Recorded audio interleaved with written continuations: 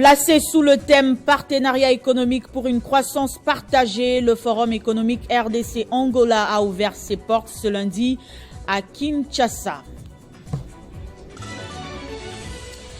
Et nous parlerons sécurité dans ce journal. Les FARDC sont déterminés à nettoyer la vallée de Mwalika, grand bastion et refuge des rebelles ADF-MTM dans le Grand Nord. Et puis nous irons au Sénégal où l'opposant Ousmane Sonko a été inculpé et placé sous mandat de dépôt, notamment pour appel à l'insurrection et complot contre l'autorité de l'État.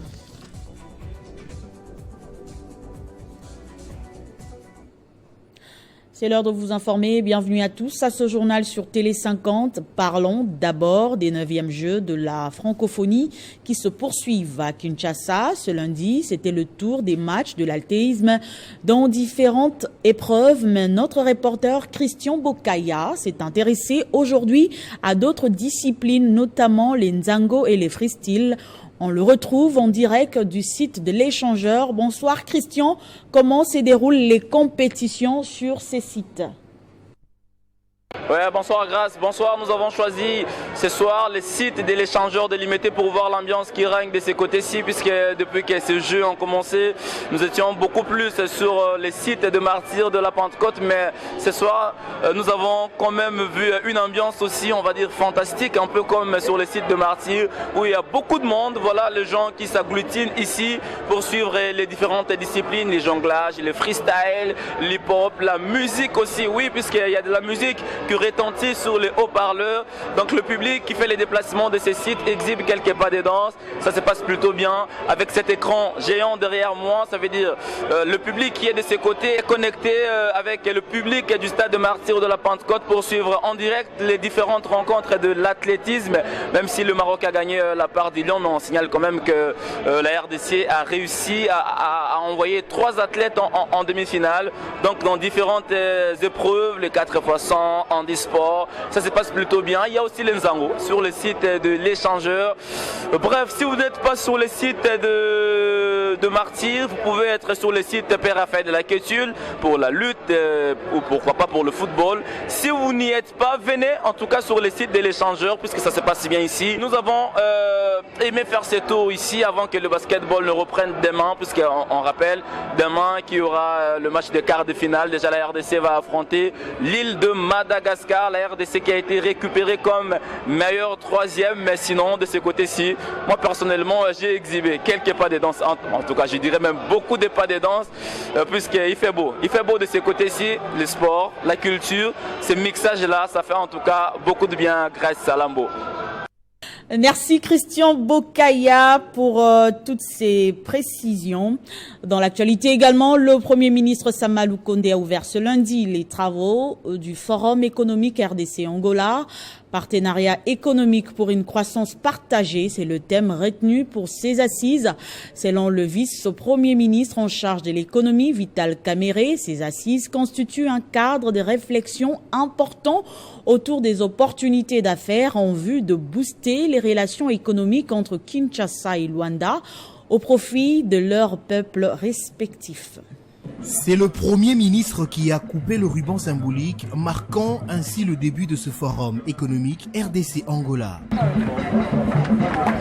Dans son discours, Jean-Michel Samalou Kondé a salué la tenue de ces assises qui s'inscrivent dans le cadre du développement de la coopération économique de 2 pays. Je déclare à ce jour ouverte la première édition du Forum économique République démocratique du Congo, Angola. Très confiant et rassurant, le vice-premier ministre en charge de l'économie nationale, Vital Kamerhe, s'est exprimé en ce terme. Ce forum constitue donc un cadre d'échange et de dialogue devant offrir mutuellement de réelles opportunités pour renforcer l'essor de nos activités économiques par des échanges commerciaux ainsi que des investissements croisés entre nos 2 pays. C'est aussi l'occasion de recueillir à la source toutes les informations relatives aux questions d'investissement et particulièrement les avantages et autres facilités que nos 2 gouvernements offrent aux investisseurs potentiels désirant s'établir en République démocratique du Congo ou en République d'Angola. La République démocratique du Congo et la République d'Angola entendent, à travers ce forum économique, consolider leurs relations économiques au profit de leurs peuples respectifs et de la région, a déclaré le ministre de l'économie de l'Angola. Une visite des différents stands d'exposition par le Premier ministre a sanctionné cette cérémonie d'ouverture. Un communiqué final est attendu ce mardi. Situation judiciaire de Jean-Marc Kabound, rien n'a évolué positivement. Le président de l'Alliance pour le changement reste en prison en attendant son audition prochaine par l'organe compétent. C'est ce qu'a affirmé le porte-parole du parti Ghislain Mwangi dans un point de presse. Et concernant le processus électoral, le parti exige un large consensus. Processus électoral en République démocratique du Congo et la situation actuelle du dossier judiciaire de Jean-Marc Kabound, tels ont été les sujets développés au cours du point de presse au siège du parti Alliance pour les changements. Concernant la position du parti sous les processus électoraux en cours, l'Alliance pour les changements déplore en annonçant à l'opinion internationale qu'elle vient d'être exclue de l'ensemble du processus électoral malgré que le parti a été légalement et régulièrement enregistré au ministère de l'Intérieur. Le parti accuse le ministre d'être derrière cette situation. C'est ainsi que l'Alliance pour le changement exige et continuera à exiger sans relâche la libération immédiate et sans condition du président Jean-Marc Kabound. Concernant la situation judiciaire de Jean-Marc Kabound, l'Alliance pour le changement informe à l'opinion qu'il n'y a pas eu une évolution significative dans l'examen de son dossier. Elle rappelle à l'opinion nationale qu'elle continue à exiger sans relâche la libération immédiate et sans condition de Jean-Marc Kabound. À ce sujet, l'Alliance pour le changement informe l'opinion qu'il n'y a pas toujours une évolution significative dans l'examen de son dossier. L'opinion se rappelle encore que la semaine dernière, une annonce de sa libération imminente était faite à travers nos comptes officiels, bien sûr. Pour les partis de Jean-Marc Kabound, les processus électoraux tels qu'engagés augurent un coup d'État démocratique. Il y a donc l'absolue nécessité de rechercher un consensus large voulu par les constituants congolais autour de la réorganisation de la CENI et de la Cour constitutionnelle. Parlons sécurité à présent, je l'ai annoncé au sommaire, les FARDC affichent la détermination de nettoyer la vallée de Mwalika, grand bastion et refuge des rebelles ADF, MTM dans les Grands Nord. Tous ces jours ne sont pas de tout repos pour les forces loyalistes congolaises. Le porte-parole dans ce secteur, le capitaine Anthony Mwalushai, donne les résultats des dernières 48 heures de traque. Alors, capitaine, vous êtes en ligne sur Télé 50. Dites-nous, vous êtes porte-parole des FARDC dans le secteur Sokola Nord. D'une manière chiffrée, où en êtes-vous avec les nettoyages de la vallée de Mwalika? Il faut dire que les opérations de nettoyage de la vallée de Mwalika évoluent très bien.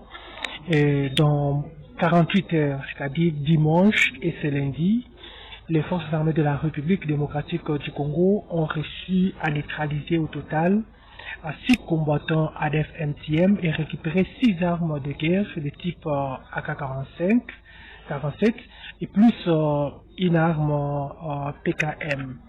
Il faut dire que parmi ces 6 ADF neutralisés, il y a un chef du nom de Mohamed, chef ADF de nationalité ougandaise et responsable de plusieurs massacres, entre autres le massacre du 9 juin dernier au village Nzenga, Mutwanga, et aussi responsable de sabotage de véhicules sur la route Beni-Kassingi.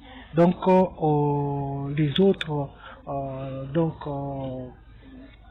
5 combattants ADF MTM ont été neutralisés ce lundi entre affrontements qui a eu lieu entre les FARDC en appui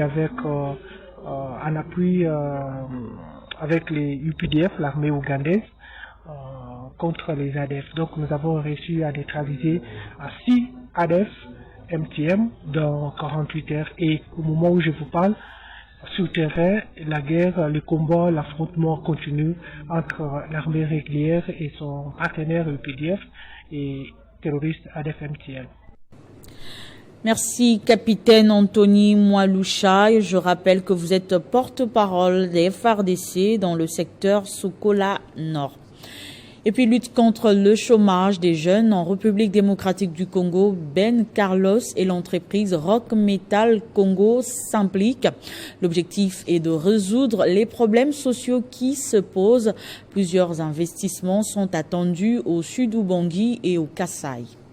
Répondant à l'appel du chef de l'État Félix Tshisekedi concernant l'amélioration du social et la lutte contre le chômage des jeunes, Ben Carlos, cet opérateur économique congolais, a fait appel aux investisseurs étrangers pour venir en République démocratique du Congo. Nous avons aujourd'hui une très grande plateforme des gros investisseurs, je parle des gros investisseurs qui peuvent amener des gros moyens financiers. Et ces moyens-là, au lieu que le pays continue à s'endetter, eux peuvent financer tous les gros projets et faire des PP, c'est-à-dire des sociétés publiques-privées, dont l'initiative est de mettre en place un projet gagnant-gagnant entre le gouvernement congolais et les investisseurs. Devant les professionnels des médias, Rock Metal et toutes ses branches réaffirment leur détermination à soutenir le gouvernement congolais pour répondre aux défis socio-économiques de la RDC. Je vais faire de mon mieux pour apporter mon expertise et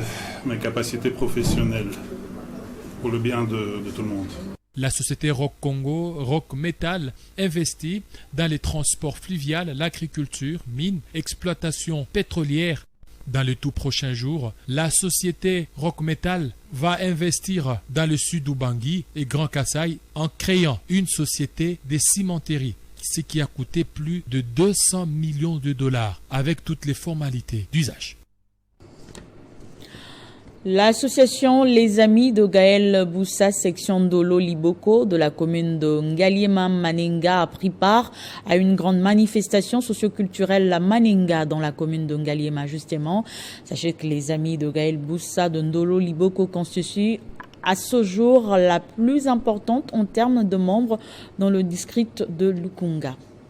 À Lukunga, Gaël Boussa s'impose désormais comme une référence. En témoignent ces images de lui drainant des foules à chacune de ses sorties publiques à la rencontre de la base. Ce week-end, c'était le tour de la section de l'Oliboko, des Amis de Gaël Boussa, une des plus importantes structures en termes d'adhésion dans ce district pour le moment. Un moment marqué par diverses activités visant à promouvoir le développement de la communauté et à sensibiliser sur les enjeux sociaux et électoraux importants. Au milieu d'une foule compacte composée des adhérents de tout genre et tout âge, les députés nationales qui s'est fédéré a rappelé les différents objectifs de l'association qui, depuis 2021, a intensifié son approche de politique de proximité avec les membres. La logique de Gaël Boussa, c'est d'apporter sa pierre à l'édifice du développement du pays derrière le président de la République et le parti CDR, entendez le courant des démocrates rénovateurs dans lequel il s'est engagé politiquement.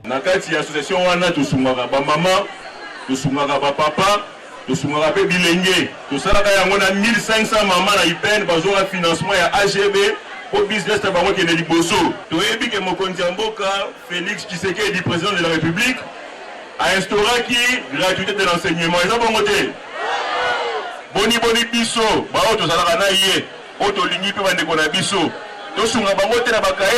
Ces différentes actions sociales sont en vérité des coups de pouce pour les débuts des affaires florissantes pour la population, c'est-à-dire des fonds de commerce, des motos, des outils pour l'élevage ou encore des fournitures scolaires pour soutenir la gratuité de l'enseignement initiée par Félix Tshisekedi.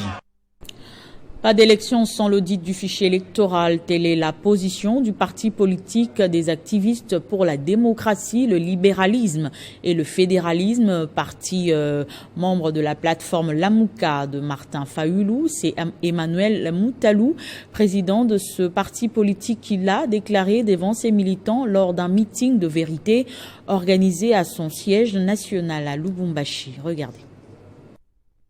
À cette grande messe politique tenue samedi 29 juillet dans la commune de la Kenya à Lubumbashi, les cadres et plusieurs partisans du parti, activistes pour la démocratie, le libéralisme et le fédéralisme prennent la parole le président national de la formation politique ADLF, Emmanuel Moutali Mwepu, a avant tout demandé aux membres du parti à garder 1 minute de silence en mémoire du député national Cherubin Okende assassiné à Kinshasa. Au cours de ces meetings, Emmanuel Moutali Mwepu a dressé un tableau sombre du régime Tshisekedi, caractérisé selon lui par l'insécurité grandissante sur l'ensemble du territoire national, surtout dans les grandes agglomérations dont la ville de Lubumbashi. S'agissant des élections, Emmanuel Moutali Mwepu reste dans la logique de la Mouka en insistant sur la fiabilité du fichier électoral pour les bonnes élections. Il est temps de faire les choses correctement.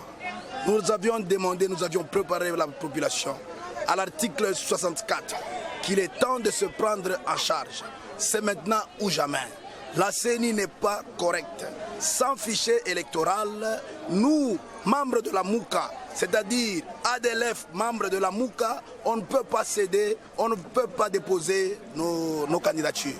C'est-à-dire, M. Kadima doit être sérieux. Il est temps que la population congolaise se réveille pour que les choses changent, a déclaré le président du parti politique activiste pour la démocratie, le libéralisme et le fédéralisme ADLF en abrégé.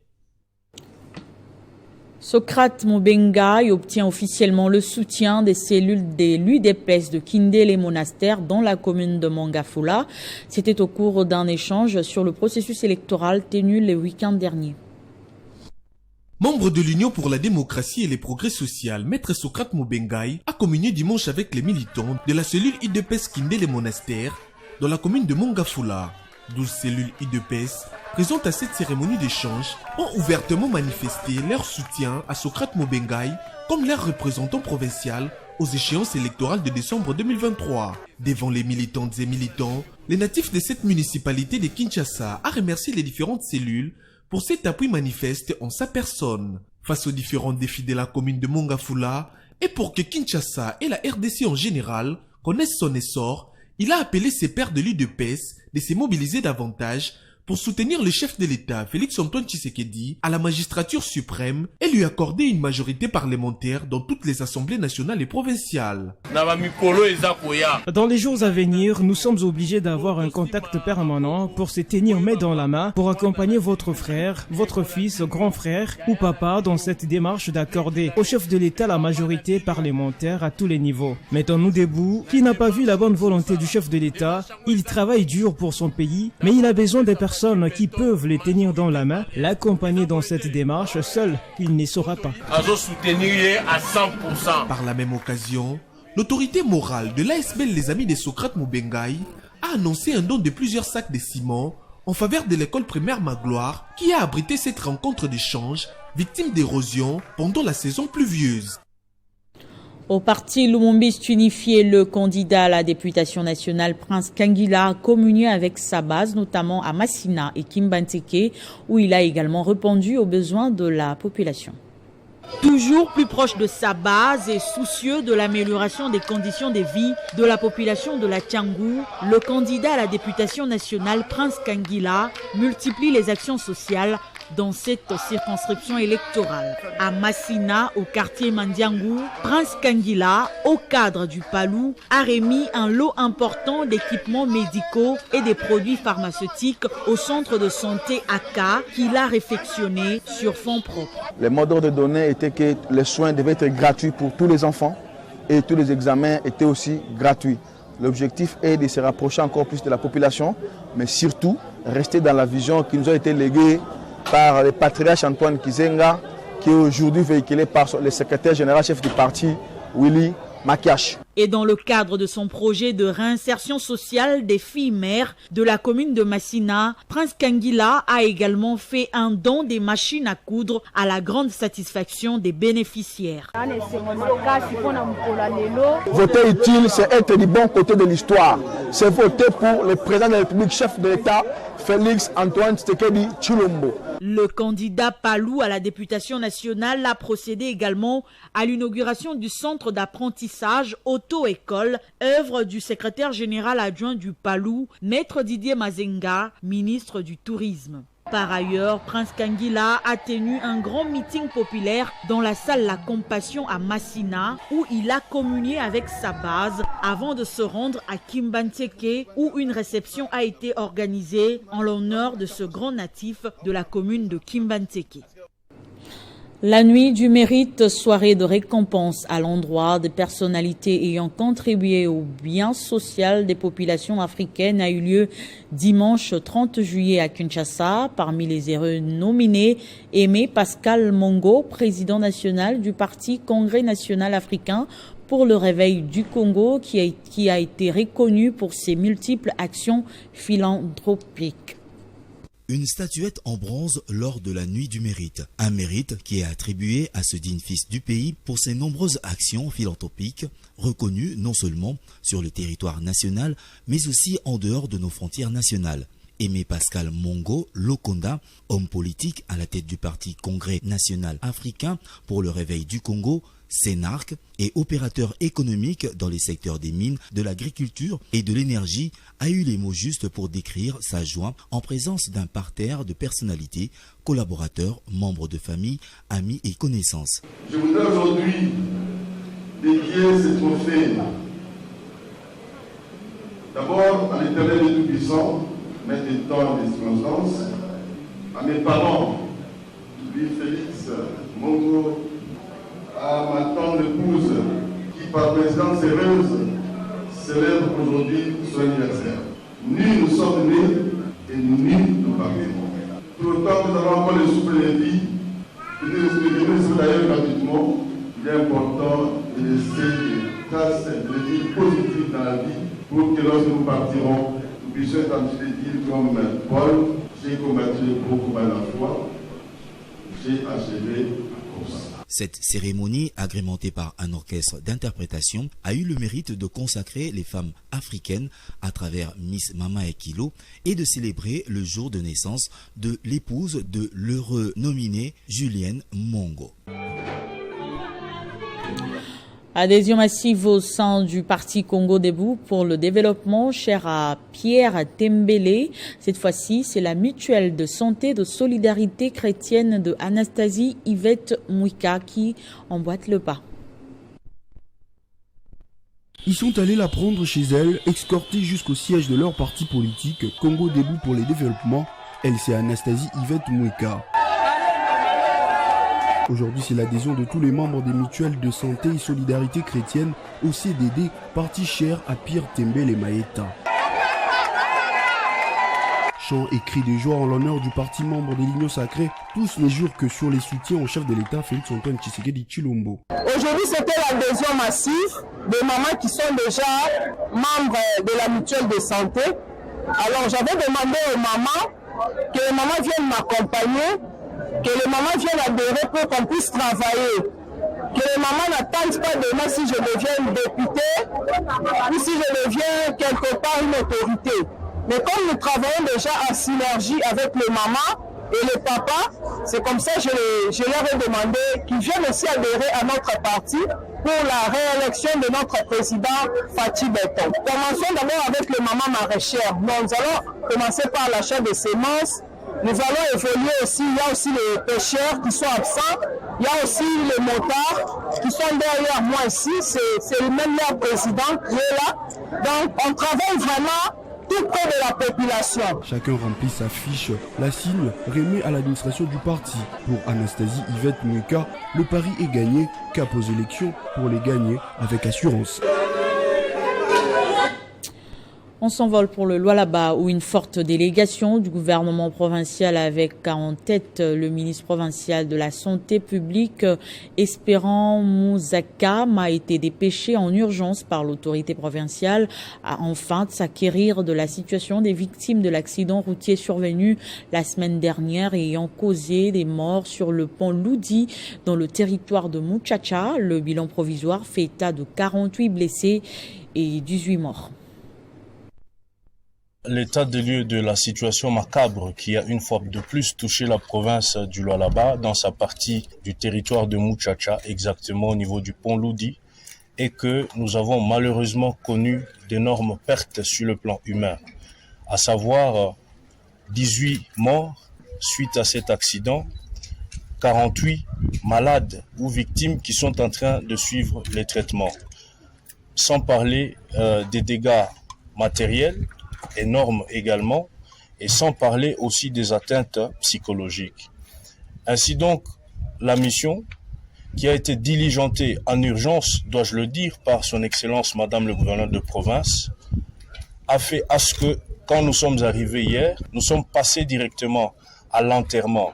Et au-delà de cette activité qui s'est passée bien sûr presque en fin d'après-midi, nous sommes également passés au niveau de la structure pour réconforter les malades qui sont en hospitalisation ici au niveau de l'hôpital général de référence SNCC.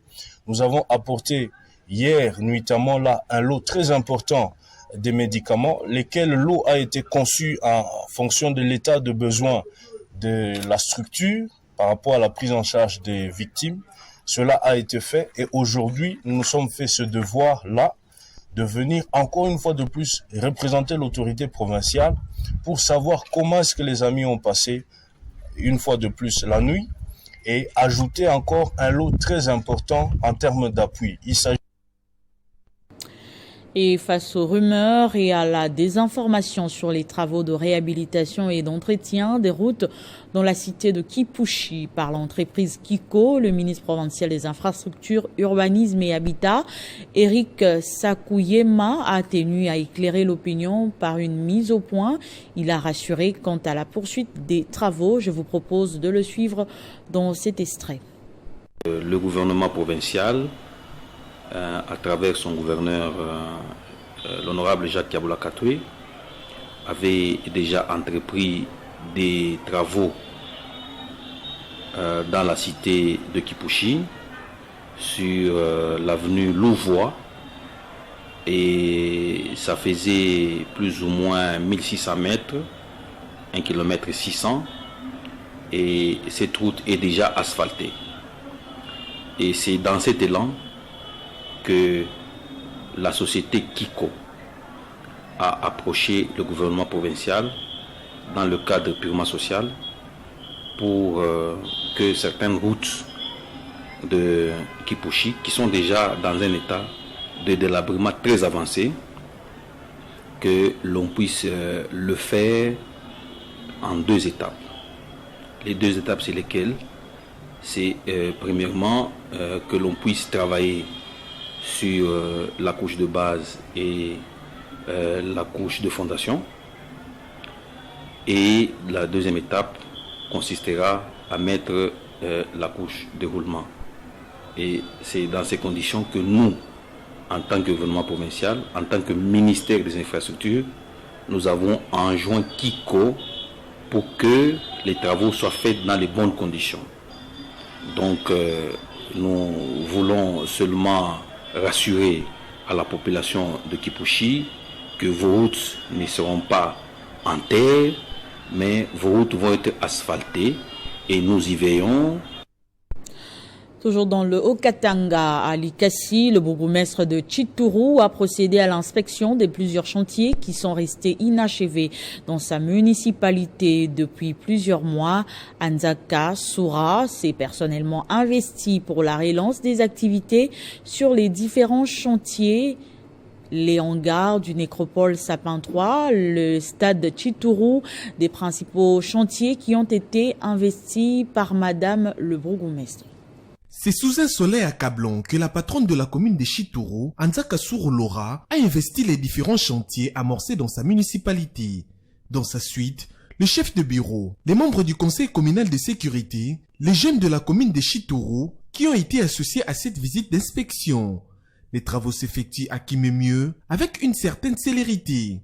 Au nécropole Sapin 3, les hangars revêtent sa toiture, les sièges et les catafalques, tout est mis en place. Ces lieux de dernière demeure aura également un parking moderne, a fait savoir l'entrepreneur avec un lieu de sépulture VIP. La clôture a été également visitée par Madame le bourgmestre. Anzaka Soura ne s'est pas accordé un répit et s'est rendu sur un autre chantier au quartier Boulouo. Ici, s'effectuent les travaux de désenclavement du quartier Joli Site. Dans un sens comme dans un autre, la circulation est désormais fluide. Pas dans les pavés, Madame le bourgmestre s'assure de la qualité du travail sur l'avenue Petrosil. Enfin, Anzaka Laura et sa suite se sont rendus au stade, l'un des plus grands chantiers de la commune. Ici, la mise en place des gradins est effective. Chaque entrepreneur met la main à la pâte pour assurer la célérité des travaux. Je suis vraiment très heureuse de voir l'évolution des chantiers. C'est déjà un grand pas pour nous et pour la population, parce qu'à un moment on n'y croyait plus.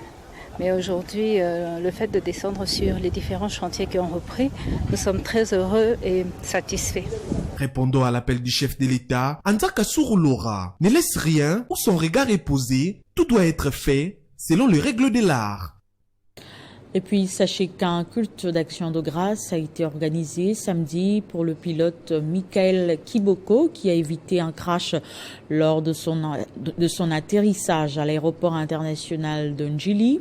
C'était à l'église Vano Ministry que dirige le pasteur Vano Kiboko.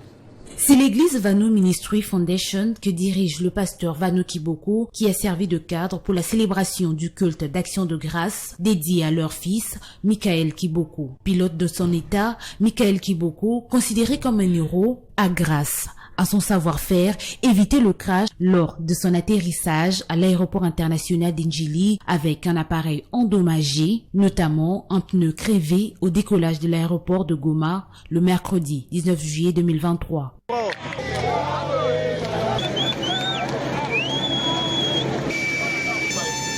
L'aumônier Patrick Oyedjese, prédicateur du jour, s'est servi de quelques versets des psaumes pour montrer comment Dieu nous aime et n'abandonne jamais ses enfants. C'est lui qui a fait les grands luminaires. Il a demandé à l'assistance, ensemble avec le pasteur Vano Kiboko, visionnaire de l'église, à prier pour Michael Kiboko et dire infiniment merci à l'Éternel. De son côté, le pilote Michael Kiboko a remercié l'assistance avant de promettre de continuer à servir son pays par son travail. Merci d'abord infiniment d'avoir organisé ce culte d'action de grâce. Merci pour cet honneur que vous faites.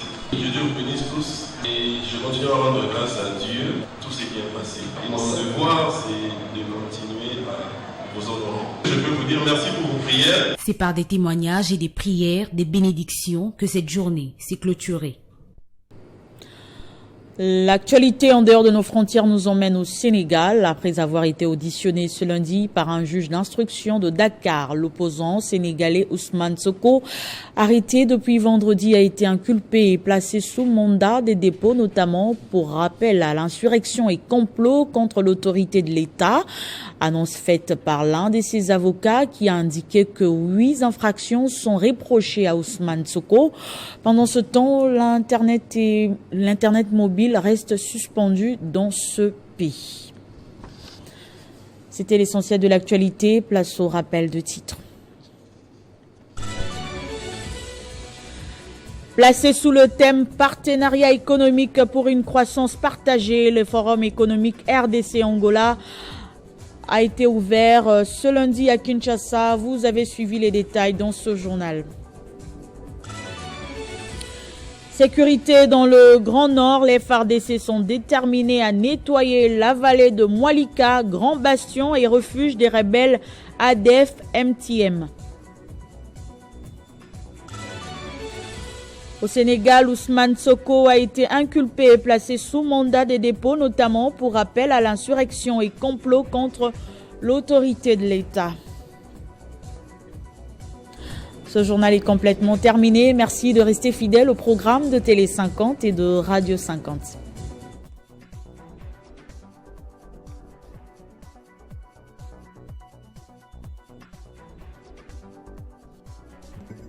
Retrouvez toute l'actualité en continu sur www.tele50.cd.